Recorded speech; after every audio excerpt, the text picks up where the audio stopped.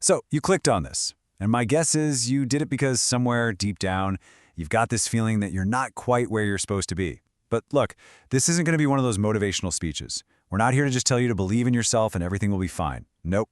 Instead, we're going to pull back the curtain and look at the actual systems. You know, the invisible rules and the programming that are really running the show behind the scenes. All right, let's get into it. This quote right here, this is basically our guiding principle for the next few minutes. The idea is that real, actual growth, it starts with the truths that sting a little bit. The ones that kind of make you want to look away. Yeah, that's exactly where the work begins. So if something we talk about today makes you feel a little uncomfortable, good. That probably means it's for you. So let's start there. Let's diagnose that feeling, that nagging sense of not being enough, of constantly getting in your own way, that feeling that so many of us just label, pretty bluntly, as weakness. Okay, let's be honest for a second. How many of these feel a little familiar? These aren't judgments, by the way, they're just symptoms. You know, thinking about going to the gym gives you just enough of a dopamine hit that it almost feels like you went. Waiting until you feel like it pretty much guarantees you'll never do it. These little things, these small daily choices, they add up. And they're what build that overall feeling of being completely and utterly stuck. But here's the first major reframe. What if that feeling of weakness isn't a sign that you're about to collapse? What if it's actually a sign of your endurance? The argument here is that this isn't failure, it's just physics.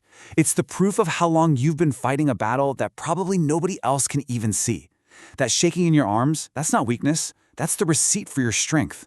So we've looked at the what. We see the behaviors, but now we have to get into the why. Because, and this is crucial, these feelings aren't character flaws. They're just the output from an ancient piece of hardware, your brain, trying its best to navigate this bizarrely modern world. See, your brain was never designed to make you happy. It was designed to keep you alive. It evolved to spot the one single predator hiding in the bushes, not to appreciate the 30 beautiful, harmless flowers growing around it. And today, that exact same software misinterprets a critical comment on social media as a genuine threat, and then it pins it to the top of your mind so you can't possibly miss it. And this right here, this just brilliantly shows that disconnect.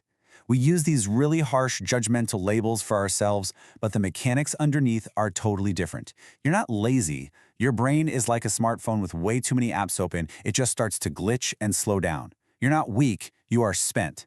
A surgeon collapses after a 12-hour surgery because they gave it everything they had, not because they weren't good enough. You are exactly the same. And if you really want to understand that cognitive overload, just look at this. Get this. The average person today takes in more information in a single day than someone in the 15th century did in their entire lifetime.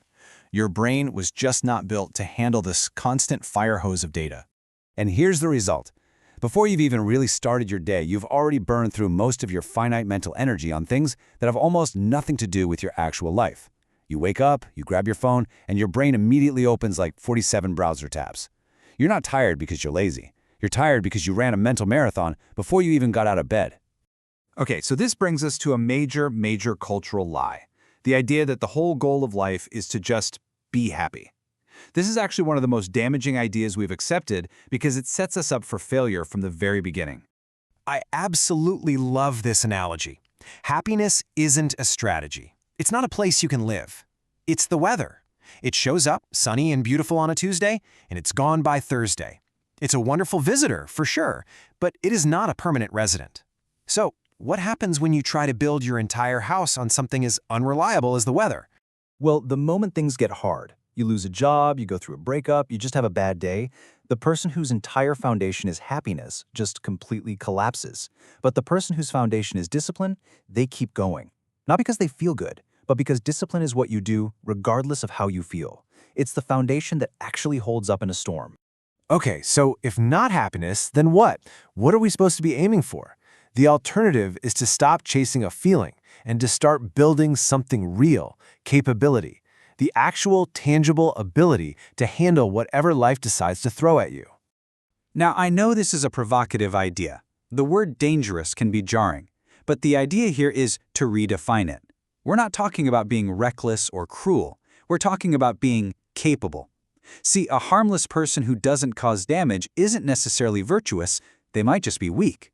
But a person who has real strength, real power, and still chooses restraint, that person commands respect without even saying a word, and that's the goal. So, how do you actually build this? Well, there's a pretty clear framework. You have to practice tolerating discomfort on your own terms, because life is eventually going to bring it to you uninvited anyway. You build systems for your life, so you don't have to rely on willpower, which, let's be honest, always runs out. And maybe most importantly, you learn to keep the promises you make to yourself, because that right there, that is the foundation of all self-trust. And this slide really lays out the stark choice that we all face every single day. A life that's organized around comfort, sure, it feels safe, it feels nice, but it's a cage that you build and decorate for yourself. A life organized around capability, it's harder, no doubt, but it's what gives you the freedom to handle anything, the good and the bad, without completely falling apart. It's the key that opens the cage. All right, let's bring all of this down from the clouds into one concrete, real action, because insight without action is really just a form of entertainment. And for most of us, the single biggest obstacle is getting stuck inside our own heads. This just captures the problem of overthinking perfectly, doesn't it? It's not deep, productive work. It's just circular thinking that's dressed up in a suit pretending to be useful. It feels like you're doing something important, but all you're really doing is running in place and getting tired. The way out is not a better thought. It's an action, any action. And let's be really, really clear about this. This is not your fault.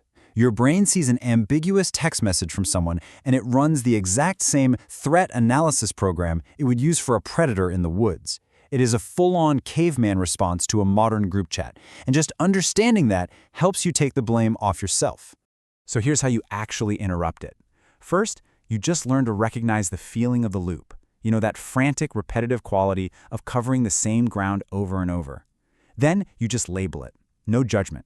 Just say to yourself, okay, this is the loop. Next, you consciously refuse to follow the thought. Literally step off the mental merry-go-round. Get up, move your body, do the dishes, anything physical to remind your brain you're here, in the real world.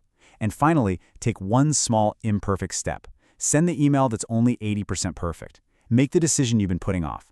Action is what breaks the spell. And in the end, this is where it all lands. Right here. You've sat through this, you've probably recognized yourself in some of these slides. The information was never really the problem, was it? The application always was. The right moment to change, it's not coming. It's either now, or it's probably not going to happen. So the only question left is the one right there on the screen. It's your call.